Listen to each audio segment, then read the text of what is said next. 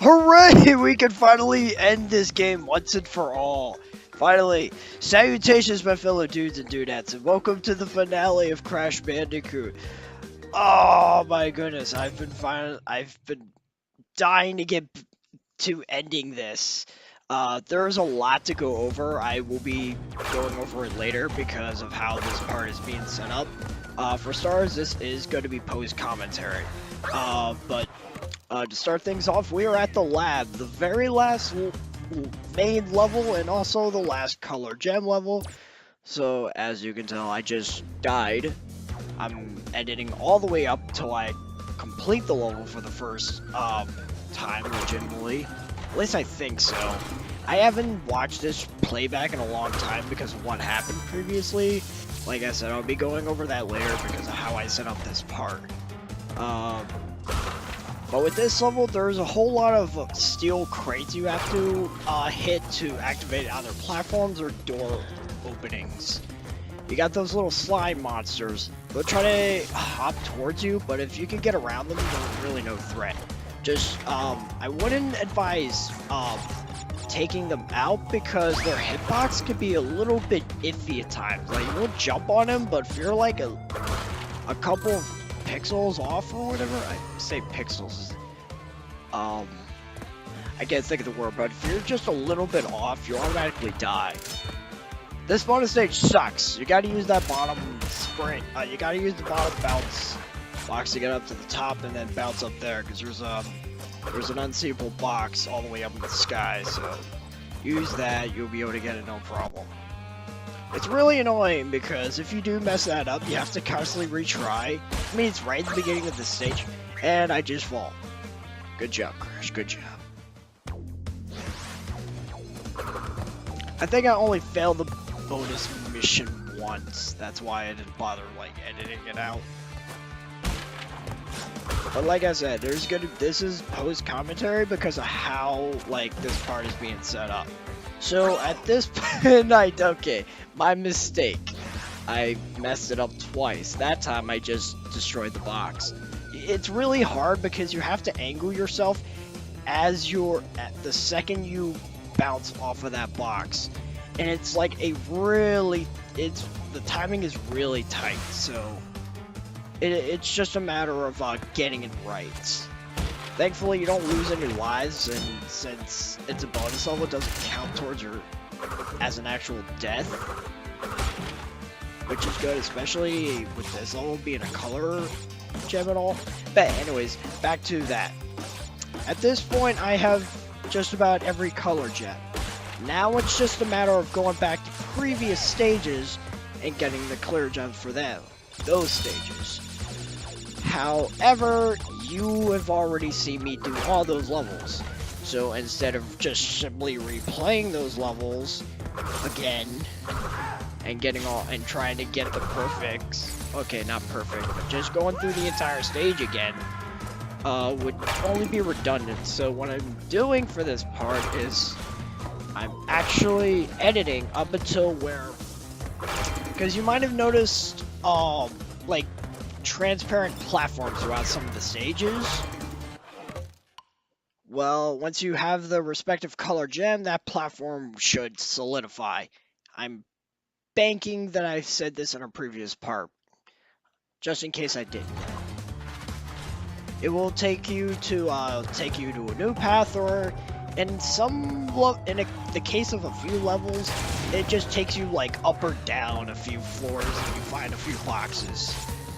So I'm going to be editing up until those specific areas, like those particular platforms, and what you can find there. Whether it's like an extension of the level or just a few boxes. But anyway, back to this level. You gotta watch out for the electricity. It is timed, so that's good.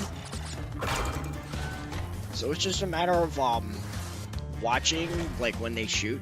This part's really annoying because, like, you have to open the door and you sort of have to make a beeline at the right moment. And it's not like the electricity isn't going off when the door is shut, so you are able to sort of time when you should open the door. keep in mind the platform goes down. Thankfully, you could just jump on the side and be completely fine. So that's good. And as you can see, I just made it to the end. It didn't seem that hard, did it? This took me probably 10 to 20 minutes.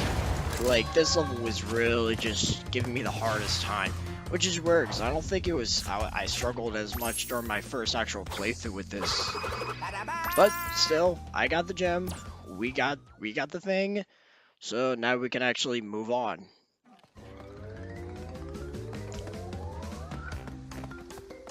So now what is going to happen is... Oh, there's actually something I forgot. So like a dope, I forgot that once you got the key back from the previous level... I forget what the level is called. But you unlock that stage right there. So right now what's going on is I'm debating what I should be doing first. Should I go back?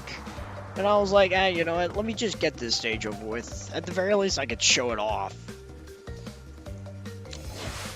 And before you ask, no, I am not showing off Stormy Ascent. I neglected to get that DLC. I can probably do that at some point soon.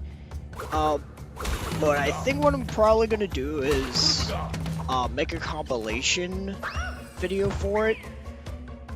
Because Crash Bandicoot Warped also has an extra level. I forget what the name of it is called, but I think what I'm going to do is I'm going to do the video with both of those levels. Anyway, now we got this level, which is the same as the Lights Out stage. I forget the name of this one, though.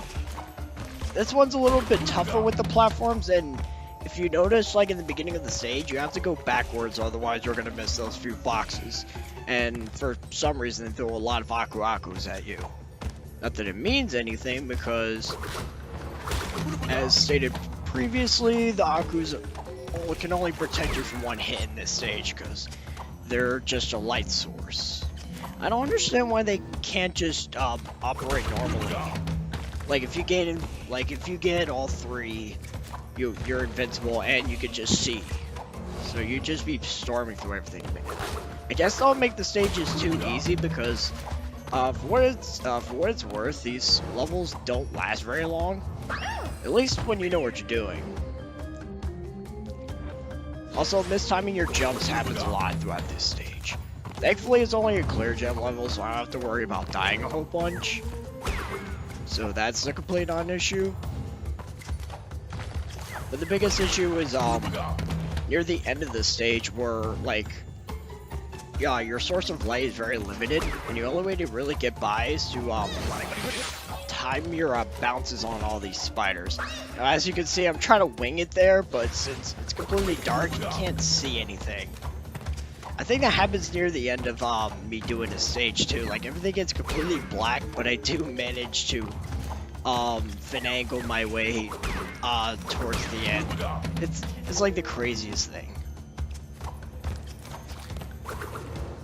Watch out for those spiders and these pendulums. They're really dangerous and not fun whatsoever. I like the music that plays with this one. I can't hear the music because I turned it down, otherwise I'm pretty sure the headset would pick up that audio and it would just sound really strange. We got a checkpoint there.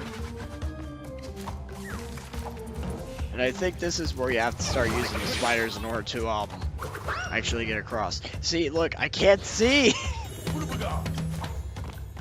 I don't know if the lighting was better or worse in the original game since I didn't play it. So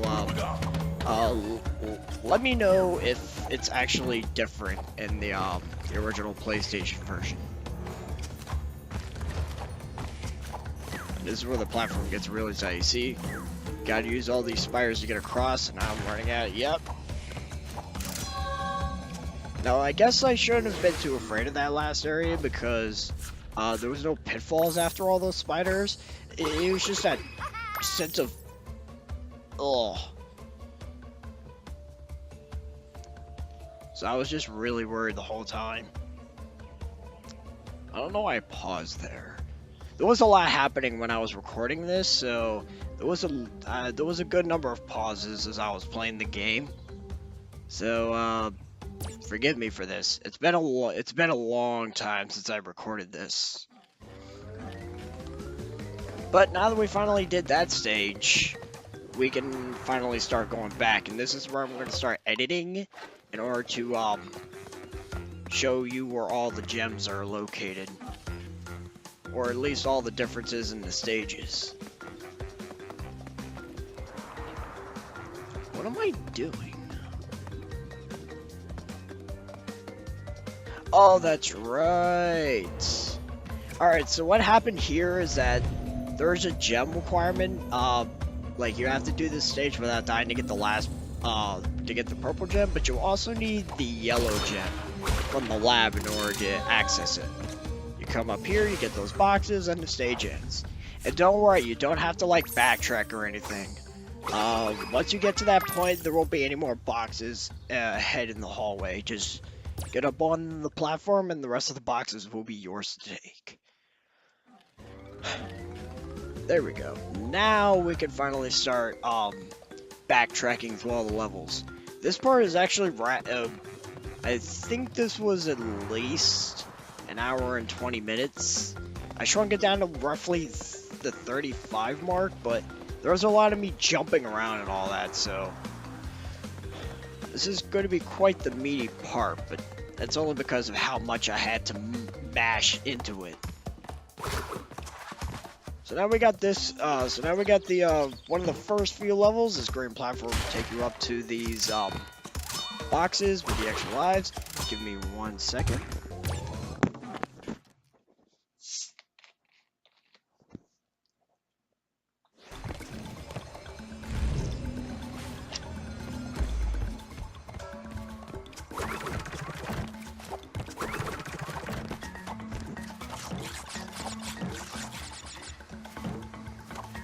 Okay, I'm sorry. I just didn't want to hear you guys. I just didn't want you guys to hear me getting a sip of my soda.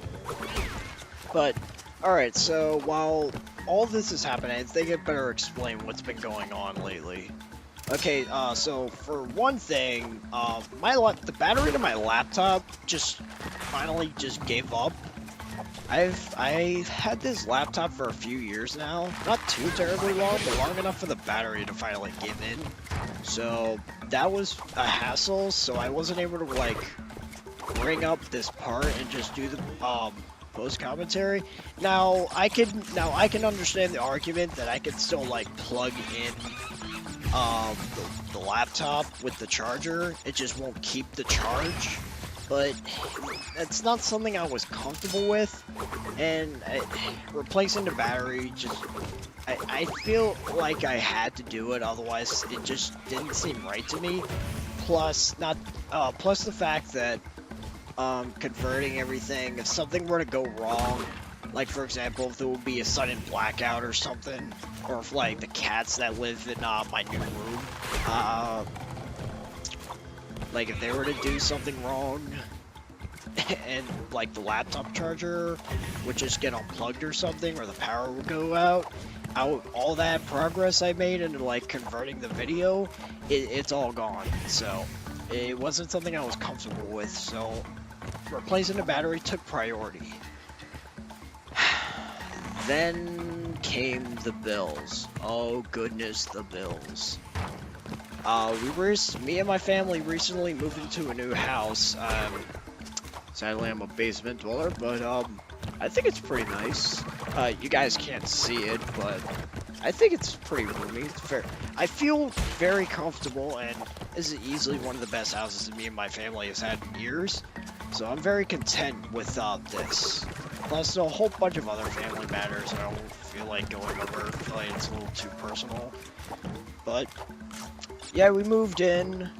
I had to deal with the battery, but I had to primarily pay for getting us into this house. So that was a hassle, and I was broke for the longest time. Then came Christmas. Ooh. Oh man, my wallet was crying for like weeks, maybe months on end because of preparations for things. And like, It was only until recently that I actually had some sort of finances to keep to myself. I actually set up my pre-order for Kingdom Hearts 3, which is coming out at the time of this recording. I'm actually doing this at like 2:45 in the morning. It's the 12th. So we're actually going to be getting that game in about 17 days. I think it's anyways, so that was a problem. So I wasn't able to replace the battery. At least that's what I thought. The last time I had to replace a laptop battery was like a good long time ago. I can't exactly remember the year, but I spent roughly $60 to $80 to replace that battery. When I managed to get through all the bills and Christmas, I looked up how much the battery for this laptop cost, and then I did a good major facepalm. I spent not even 20 bucks on the one I have now. So, yeah, so for that I do apologize. I could have had the final part to this uploaded a long time ago, but I had no way of knowing. I guess I should have I guess I should have just searched it up just in case, because you know, prices change for batteries. I guess it was that sense of dread I had because of how much I had to spend before. So I just wanted to wait until I knew how much I would have to spend on the battery. I checked it out, I think it was just a few days ago, actually, that I looked it up. And when I found out, I decided that when I got my next paycheck, I immediately ordered the battery, and it came roughly within 2 days, which is weird because it was supposed to get here around the Monday of the next coming week, all the way up to Friday. It was like a 5-day time frame, and it showed up within 2 days. I was ecstatic, and then I found something else out when I was trying to record yesterday. The editing software I use has this little setting where it smooths out the frame rate for the footage you're seeing, which I didn't know about. So when I was trying to record the audio yesterday, like, the video itself is chugging, so I just didn't think it was gonna look good. From what you're seeing now, everything should be just fine, but that's only because I did the research and I learned something new about my software. It's called Wondershare Fillmore. I can't speak today. I had a lot of dyslexia at work, so I do apologize if I jumble my words about a lot. I I had the hardest time speaking at work, I swear. And there I go again, pausing for no reason. I really wish I remembered what I was doing, so at least I would at least be able to explain my reasoning for all this. But this level's kind of cool. The gem takes you up to all these little cloud platforms. It kind of reminds me of some of the levels in the Mario series. Specifically, Mario 3's, I want to say, the 5th world, which you can check out that Let's Play, if you so choose. It's pretty good stuff. It's one of my very early Let's Plays, so take note of that. I'm still not the greatest when it comes to this sort of thing. You can consider Horizon Zero Dawn a prime example of that, since I scrapped that Let's Play. I'm probably going to start deleting the videos soon. Once I get this uploaded tomorrow. Because after I finish this voiceover for the post commentary, I have to convert the video itself, which is going to take the entire night. I don't know if it's just like the fact that my editing software is not all that great, or maybe I'm just doing something wrong, but whatever, that's not important. So yeah, tomorrow at the time of this recording, I guess technically today, because it's almost 3 o'clock, I'm probably gonna hit I'm probably gonna head to bed once I'm finished this because this has been long overdue, and oh my goodness, I am so sorry for the waits. So I had that happen. I had the battery thing happen, all the Christmas, the moving, and now been having problems with my car recently. But we ultimately were. Thanks for reminding me of that. I'm sorry if you guys picked that up. That was my laptop telling me to do something with Xfinity. That's the ISP we use. It's terrible. It's absolute garbage. I'm sure some of you watching this understand that from experience, but it's complete garbage. I hate it. But I digress. Alright, where are we at right now? Boulder Dash. Okay, now this actually I thought was really cool. Once you get to the end of the stage, I absolutely destroyed that level. When you get on the platform, it brings you to this really cool looking diamond-like mine. The lighting in this area is really nice. I think I actually died here too. I fell down. Like an idiot. I just sort of I think I tried to jump over the platform, but I jumped way too early and I just fell. I was like so upset when that happened. As you can see, I'm at 99 lives. Woot. That's cool. Now, thankfully, getting all the gems does do something in these games. It's not that big of a deal in this game as it is the second and third game, especially the third game. No, it pretty much does the same thing in the second game. But in this game, it gets you a second ending, which I will be showing off. Oh, as a matter of fact, we're doing that now.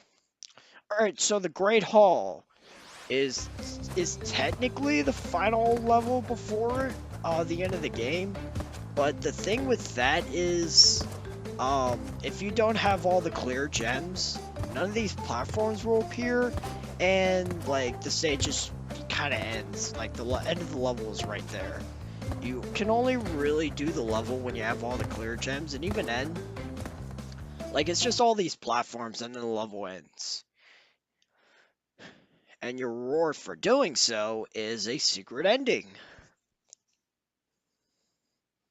So our mission was to save Crash's girlfriend. And apparently she saved herself. So Crash was like, oh, I guess I did have to take down Cortex after all. That's awesome. Where did Tanya get the bird from, I wonder? I won't bother asking. So I just had to show that part off. And also this happens when you get the secret ending. It's pretty cool. So apparently Papu opened a shop or whatever. After intense therapy and 8 years of higher education, Dr. Wu went on to write the well-received book, Through the Eye of the Vortex, a study of rapid evolution. Hey, let me finish! Koala Kong moved to Hollywood and landed a motion picture deal with Universal Proportions. Oh, that's hilarious. He's working with a speech therapist to improve his action. Pinstripe moved to Chicago, where he now owns and operates a citywide sanitation company, saving money for his upcoming, Cubanite. Why is it? After the disappearance of his mentor, Brio rediscovered his first love, tending bar. Woo. I mean, it looks like the kind of guy that would work a bar. Now, obviously, as you can see here, like, we beat Cortex at the end, but I'm pretty sure that was a dead giveaway. Especially if you played this game before. But anyways, now that we did that, this is where I tackle the end game, the actual, end of the game. I feel like, the secret ending is super anticlimactic. Also, this boss took me a large number of tries to do, so that sudden jump, excuse me, that sudden jump could, yeah, Alright, so we got the final boss, Dr. Neocortex himself. Basically what he's going to do, he's going to shoot all these electrical orbs. And they have different properties depending on what color they are. If they are blue, if they are purple, they're just regular weapons. Regular shots. They do have slight homing properties, but not really. The blue ones will move around. The more damage you do, the more erratic the movement of the blue electric orbs get. With the green ones, you have to attack them, and once you build up enough, you'll be able to shoot back at Cortex. And once you get him down to 2 bars of health, that's when he sort of just starts shooting like a madman. So you gotta... I made that boss look easy. Believe me, it's not.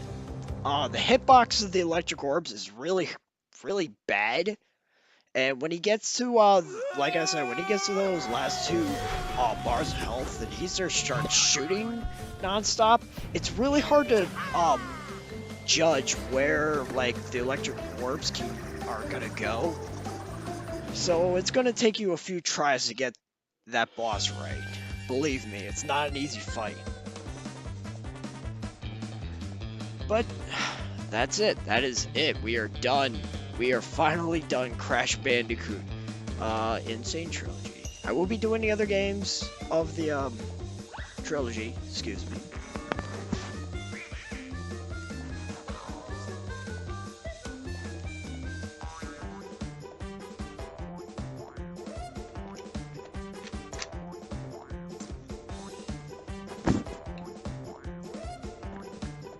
I haven't talked this much in a while, so my throat gets tired a little faster. We are done. Oh my goodness, we are done. It's like a sigh of relief that I can finally call it. I'm sorry, I'm still riled up by with the fact that we're finally done. But my opinion on Crash, well, I think it's a great game, especially considering the changes they made. I never played the original game, so I can't really give you an opinion on what I thought of the original game. I never played it. My experience came from the second game, mostly the second game, and partially the third game. I did play the fourth one, which is Wrath of Cortex, the one that a lot of people tend to hate. I haven't played it in a while, so I don't have an opinion on that right now. If I do if I do pick it up later down the road, I'll just like play it myself, and then whenever I do get to the Let's Play in that game, I'll probably have an opinion then. But with this game, it's great. It's a great platformer. It's difficult though, especially if you're playing the original, because having to perfect every single stage is such a pain. It stinks. I hate it. But with this game, they fixed that. Only the color gems have that prerequisite. It's great.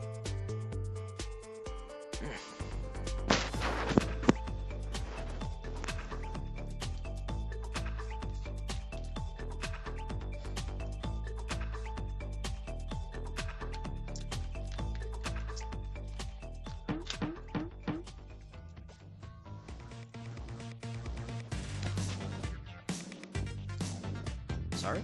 This credit sequence kind of sucks. And it's like this for all 3 games. I don't get it. And from what I heard, because Spyro Reignited Trilogy came out a little while ago, and it has the same problem. What's with these remastered games getting really boring credit sequences? And not to mention, this credit sequence goes on for freaking ever. You're gonna see it soon, but I sort of cut the credits. Like, I sort of stopped recording them because you really don't need to see this line of credits forever. It's so boring. It's just a black void with text. It's lame. It's uninteresting. At least with the credit sequence and like Sonic Colors, at least you were able to do something with Sonic. Like you could like turn into a wisp and like get rings and stuff. It doesn't really do anything, but at least it's something. And with Mario Brothers Wii, you can like destroy the all the credits and you get coins and like all the NPCs, the characters that you're not controlling. They sort of do a little dance, which is cool. But this one is it's just a void. And again, it's like this for all 3 games. Why? Because like the credit sequences in the other games, they're pretty good. It's just, I don't get it. You could have at least had a like a background. If I could edit something into like the black void, I could, but I wouldn't. I don't think I know how to do that. At least not now. Maybe down the road when I get better at this whole let's play thing and editing and such, I'll probably know something. But by that time, this game, this let's play will become a relic of mine. But that's it. This, yeah, that's all I can really say. The game's great. Very difficult though, so keep that in mind. Coco is great to use, especially considering how not good she is in Wrath of Cortex, which is the one thing I do remember. She's not fun to play as in that game, but she's just a skin texture for Crash with different animations, which is pretty cool. The bosses are nice. I can't say much for the music. It's not to say the soundtrack's bad. It's just that I don't. Crash Bandicoot music never just sticks in my head. I don't. That's probably a me problem, and so like forgive me for that. But I don't know. It's really weird. However, I like this credits music. It's pretty bouncy. It's not my favorite. If I do have to have a soundtrack preference, it will probably be one of the next 2 games that I will be doing for the Crash franchise. But as you can see, I started like I just you can stop the thing at any time. However, the timer's still going, right? Okay. Like you can stop the credit sequence at any time, so you just press the start button and end. So I just decided to stop doing that. All right, but we're finally done Crash Bandicoot. As for the next game, I think it's about time we headed back to the blue blur. But not in the way you dudes and dudettes might think. You will probably think Sonic 2 for the Genesis. However, there is another Sonic 2 that I feel like I need to get to. Oh boy, I got a juice.